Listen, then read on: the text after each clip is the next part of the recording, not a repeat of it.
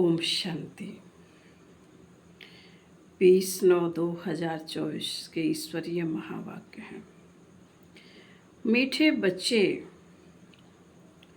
तुम्हें बाप समान खुदाई खिदमतगार बनना है। संगम पर बाप आते हैं तुम बच्चों की खिदमत यानी सेवा करने।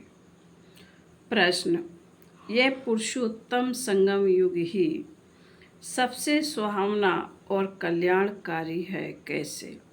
उत्तर,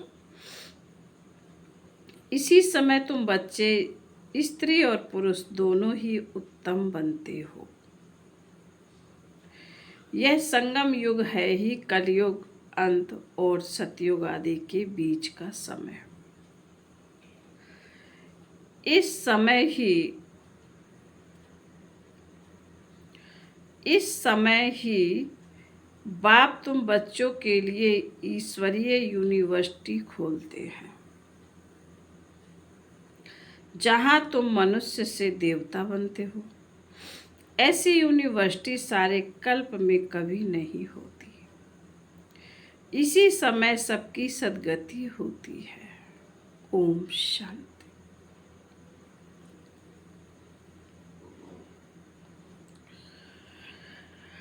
रूहानी बाप रूहानी बच्चों को बैठ समझाते हैं। यहाँ बैठे बैठे एक तो तुम बाप को याद करते हो क्योंकि वह पतित पावन है। उनको याद करने से ही पावन शतो प्रधान बनने के लिए तुम्हारी एम है। ऐसे नहीं, शतों तक एम है, शतो प्रधान बनना है। इसलिए बाप को भी जरूर याद करना है, फिर स्वीट होम को भी याद करना है क्योंकि वहाँ जाना है। फिर माल मिल्कियत भी चाहिए, इसलिए अपने स्वर्ग धाम को भी याद करना है क्योंकि यह प्राप्ति होती है। बच्चे जानते हैं हम बाप के बच्चे बने हैं, बरोबर बाप से शिक्षा लेकर हम स्वर्ग में जाएंगे। नंबर 12 पुरुषार्थ अनुसार बाकी जो भी जीव की आत्माएं हैं वह शांति धाम में चली जाएंगी। घर तो जरूर जाना है। बच्चों को यह भी मालूम हुआ अभी है रावण राज। इसकी भेंट में सतयुग को फिर नया नाम दिया जाता है रामराज। 2 कला कम हो जाती हैं, उनको सूर्यवंशी, उनको चंद्रवंशी कहा जाता है। जैसे क्रिश्चियन की डिनास्टी एक ही चलती है, वैसे ये भी है एक ही डिनास्टी, परंतु उसमें सूर्यवंशी और चंद्रवंशी हैं। यह बातें कोई भी शास्त्रों में नहीं है। बाप बैठ समझाते हैं जिनको ही ज्ञान अथवा नॉलेज कहा जाता है। स्वर्ग स्थापन हो गया, फिर नॉलेज की दरकार नहीं। यह नॉलेज बच्चों को पुरुषोत्तम संगम युग पर ही सिखलाई जाती है। तुम्हारे सेंटर्स पर व म्यूजियम में बहुत बड़े बड़े अक्षरों में जरूर लिखा हुआ हो कि बहनों और भाइयों, यह पुरुषोत्तम संगम युग है जो एक ही बार आता है। पुरुषोत्तम संगम युग का अर्थ भी नहीं समझते तो यह भी लिखना है कलयुग अंत और सतयुग आदि का संगम। तो संगम युग सबसे सुहावना कल्याणकारी हो जाता है। बाप भी कहते हैं मैं पुरुषोत्तम संगम युग पर आता हूँ। तो संगम युग का अर्थ भी समझाया है। वैश्यालय का अंत, शिवालय का आदि, इसको कहा जाता है पुरुषोत्तम संगम युग। यहाँ सब है विकारी, वहाँ सब है निर्विकारी। तो जरूर उत्तम तो निर्विकारी को कहेंगे ना। पुरुष और स्त्री दोनों उत्तम बनते हैं, इसलिए नाम ही है पुरुषोत्तम। इन बातों का बाप और तुम बच्चों के सिवाय किसी को पता नहीं कि यह संगम युग है। किसके ख्याल में नहीं आता कि पुरुषोत्तम संगम युग कब होता है। अभी बाप आए हुए हैं, वह है मनुष्य सृष्टि का बीज रूप। उनकी ही इतनी महिमा है।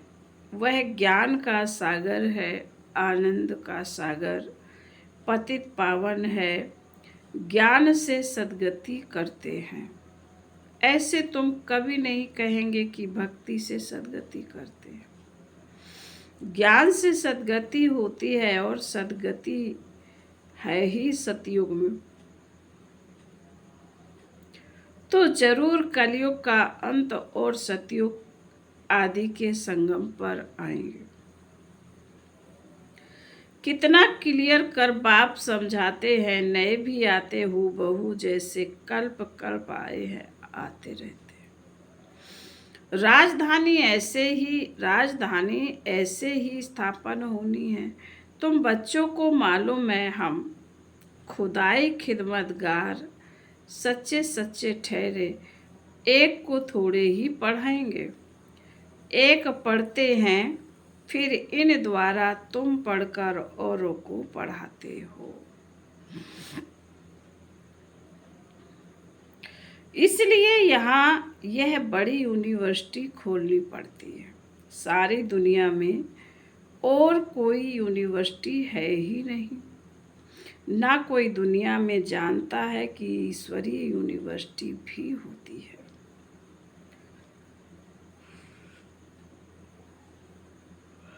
अभी तुम बच्चे जानते हो, गीता का भगवान शिव आकर यह यूनिवर्सिटी खोलते हैं। नई दुनिया का मालिक देवी देवता बनाते हैं। इस समय आत्मा जो तमो प्रधान बन गई है, फिर उनको ही सतो प्रधान बनना है।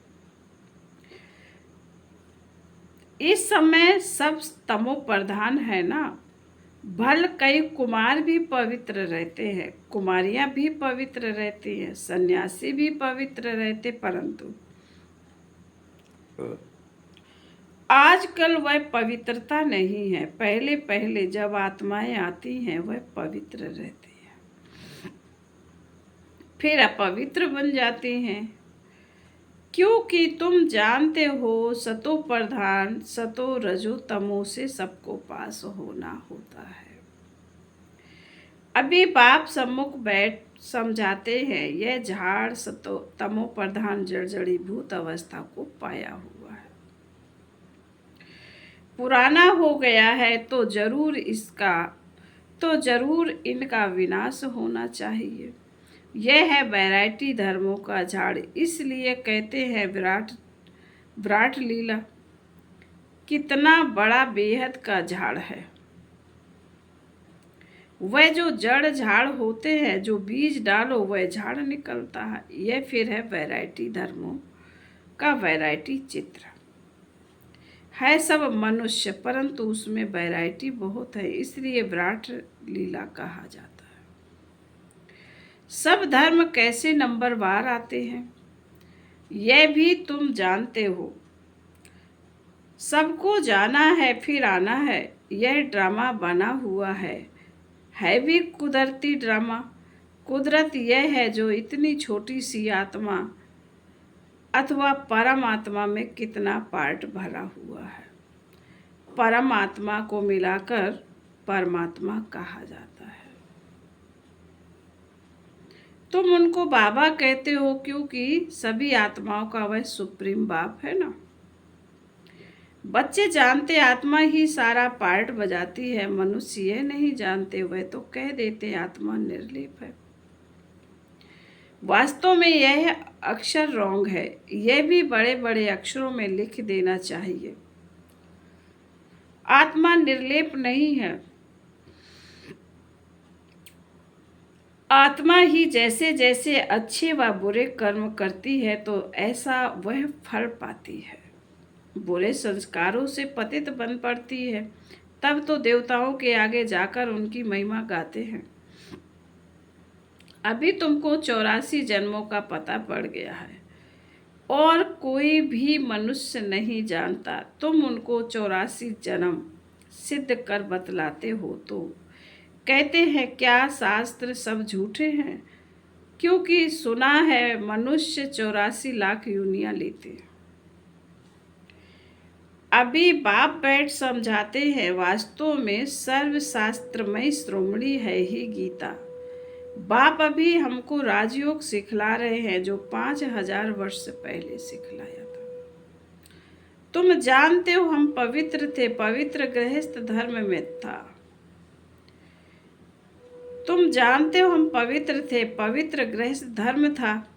अभी इनको धर्म नहीं कहेंगे, अधर्मी बन पड़े हैं, अर्थात बिकारी बन गए हैं। इस खेल को तुम बच्चे समझ गए हो। यह बेहद का ड्रामा है जो हर 5000 वर्ष बाद रिपीट होता रहता है। लाखों वर्ष की बात तो कोई समझ भी ना सके। यह तो जैसे कल की बात है। तुम शिवालय में थे, आज वैश्यालय में हो, फिर कल शिवालय में होंगे।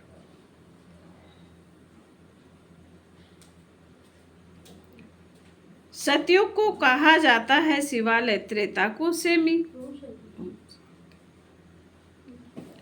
इतने वर्ष वहां रहेंगे, पुनर्जन्म में तो आना ही है। इनको कहा जाता है रावण राज। तुम आधा कल पतित बने, अब कहते हैं गृहस्थ व्यवहार में रहते कमल फूल समान पवित्र बनो। कुमार और कुमारियां तो हैं ही पवित्र, उन्हों को फिर समझाया जाता है ऐसे ग्रस्त में फिर जाना नहीं है जो फिर पवित्र होने का पुरुषार्थ करना पड़े। भगवान वाच कि पावन बनो तो बेहद के बाप का मानना पड़ेगा ना। तुम गृहस्थ व्यवहार में रहते कमल फूल समान रह सकते हो, फिर बच्चों को पतित बनने की आदत क्यों डालते हो? जबकि बाप 21 जन्मों के लिए पतित होने से बचाते हैं। इसमें लोक लाश कुल की मर्यादा भी छोड़नी पड़े। यह है बेहद की बात। बैचलर्स यानी कुमार तो सब धर्मों में बहुत रहते हैं, परंतु सेफ्टी से रहना जरा मुश्किल होता है। फिर भी रावण राज्य में रहते हैं ना। विलायत में भी ऐसे बहुत मनुष्य शादी नहीं करते हैं, फिर पिछाड़ी में कर लेते हैं कैंपेनियन के लिए। क्रिमिनल आई से नहीं करते हैं। ऐसे भी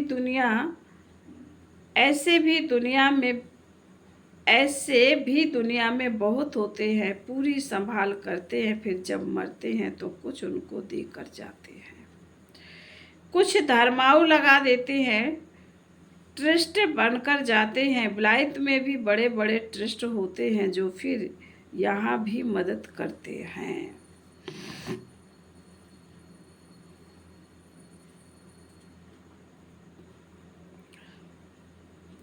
यहाँ तो गरीब लोग हैं, क्या मदद करेंगे? वहाँ तो उन्हों के पास पैसे बहुत हैं। भारत तो गरीब है ना। भारतवासियों की क्या हालत है? भारत कितना सिरताज था, कल की बात है। खुद भी कहते हैं 3000 वर्ष पहले पैराडाइज था। बाप ही बनाते हैं। तुम जानते हो बाप कैसे ऊपर से नीचे आते हैं पत्तों को पावन बनाने। वह है ही ज्ञान का सागर, पतित पावन, सर्व का सद्गति दाता, अर्थात सबको पावन बनाने वाला। तुम बच्चे जानते हो मेरी महिमा तो सब गाते हैं। मैं यहाँ पतित दुनिया में ही आता हूँ तुमको पावन बनाने। तुम पावन बन जाते हो तो फिर पहले पहले पावन दुनिया में आते हो, बहुत सुख उठाते हो, फिर रावण राज्य में गिरते हो। भल गाते तो हैं परमपिता परमात्मा ज्ञान का सागर है, शांति का सागर है, पतित पावन है। परंतु पावन बनने के लिए कब आएंगे यह कोई भी जानते ही नहीं है। बाप कहते हैं तुम मेरी महिमा करते हो ना, अब मैं आया हूँ तुमको अपना परिचय दे रहा हूँ। मैं हर 5000 वर्ष के बाद इस पुरुषोत्तम संगम युग पर आता हूँ। कैसे आता हूँ वह भी समझाता हूँ, चित्र भी है। ब्रह्मा कोई सूक्ष्म वतन में नहीं होता। ब्रह्मा यहाँ है और ब्राह्मण भी यहाँ है, जिसको ग्रेट ग्रेट ग्रैंड फादर कहा जाता है, जिसका फिर सिजरा बनता है। मनुष्य सृष्टि का सिजरा तो प्रजापिता ब्रह्मा से ही चलेगा ना। प्रजापिता है तो जरूर उनकी प्रजा होगी। कुख वंशावली तो हो न सके। जरूर एडॉप्टेड होंगे। ग्रेट ग्रेट ग्रैंड फादर है तो जरूर एडॉप्ट किया होगा। तुम सब एडॉप्टेड बच्चे हो, अभी तुम ब्राह्मण बने हो, फिर तुमको देवता बनना है। शूद्र से ब्राह्मण, फिर ब्राह्मण से देवता, यह बाजोली का खेल है। विराट रूप का भी चित्र है ना, वहां से सबको यहाँ आना है जरूर। जब सब आ जाते हैं फिर क्रिएटर भी आते हैं। वह क्रिएटर डायरेक्टर है, एक्ट भी करते हैं। बाप कहते हैं आत्माएं तुम मुझे जानते हो, तुम आत्माएं मेरे सब बच्चे हो ना। तुमने पहले सतयुग में शरीरधारी बन कितना अच्छा सुख का पार्ट बजाया, फिर 84 जन्म बाद तुम कितना दुख में आ गए हो। ड्रामा के क्रिएटर डायरेक्टर ड्रामा के क्रिएटर डायरेक्टर प्रोफेसर होते हैं ना। यह है बेहद का ड्रामा।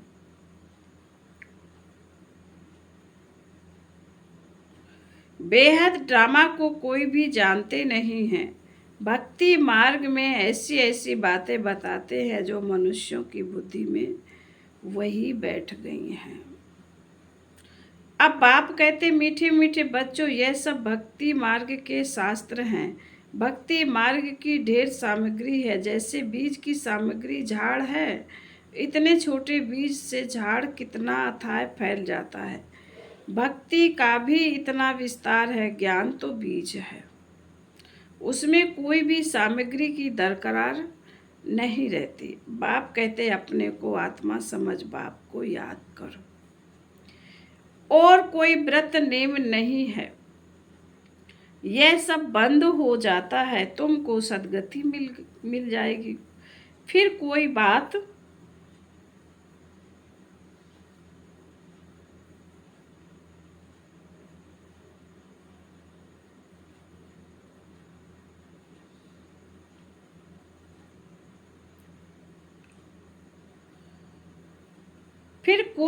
की दरकार नहीं। तुमने ही बहुत भक्ति की है, उसका फल तुमको देने के लिए आया हूँ।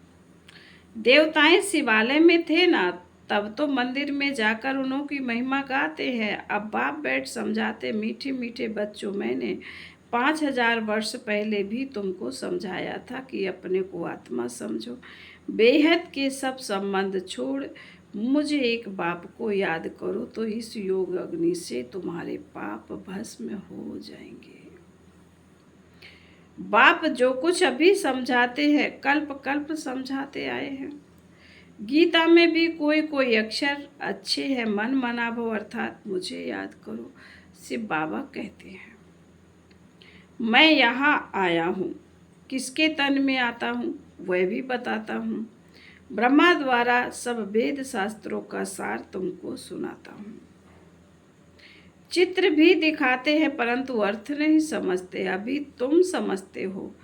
शिव बाबा कैसे ब्रह्मा तन द्वारा सब शास्त्रों आदि का सार सुनाते, 84 जन्मों के ड्रामा का राज भी तुमको समझाते हैं। इनके ही बहुत जन्मों के अंत में आता हूँ, यही फिर पहले पहले नंबर का प्रिंस बनते हैं। फिर 84 जन्मों में आते हैं, फिर 84 जन्मों में आते हैं।